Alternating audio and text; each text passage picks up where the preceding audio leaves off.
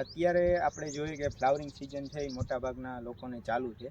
તો અત્યારે ઘણા બધા લોકોને મિલીબગનો પ્રશ્ન છે. તો મિલીબગ માટે આપણે શું શું કરી શકાય? તો સૌપ્રથમ વાત કરીએ તો જ્યારે આપણે ઇથ્રલ મારેલી હોય ત્યારે એકવાર આપણે જે છે સ્ટેમ વોશ કરવા જોઈએ.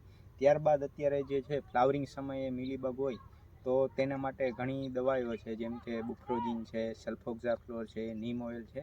આવી બધી વસ્તુઓનો સ્પ્રે કરવો જોઈએ. સ્પ્રે જે છે આપણે પાણી જે છે પ્રતિ એકર જે છે થોડું વધુ વાપરવું જોઈએ. 200 લીટરનું જે પ્રમાણ જે છે આપણે પ્રતિ એકર વાપરતા હોય છે, પરંતુ દવા જે 200 લીટર પ્રમાણે નાખી પ્રતિ એકર આપણે 250 લીટર પાણી વાપરવાનું છે. કારણ કે જે ફૂલની પાછળ કે ડાળીમાં ક્યાંય આજુબાજુ જે અંદરની બાજુ મિલીબગ હોય તો વ્યવસ્થિત આપને રિઝલ્ટ મળી શકે.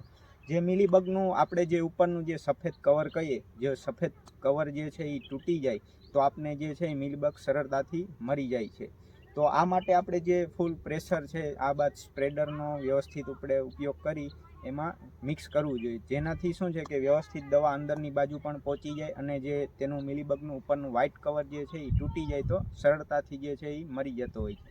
તો બીજું આ સિવાય વાત છે કે જે આપણે કન્ટિન્યુઅસ છે એનો રિપીટ રાઉન્ડ કરવા જોઈએ. મિલીબગની જે આપણે દવાની વાત કરી તો તેમાં રાઉન્ડ જે છે એ રિપીટ કરવા જોઈએ. તેનાથી શું છે આપને સારા પરિણામ મળે. આ સિવાય આપણે ડ્રીપમાં જે છે એ ક્લોથિડીન કે આવી જે દવા આવે છે એ ચડાવવી જોઈએ, જેનાથી જમીનમાં મિલીબગ હોય અથવા તો મિલીબગના ઈંડા હોય તો તે એનાથી પણ કંટ્રોલ રહે છે.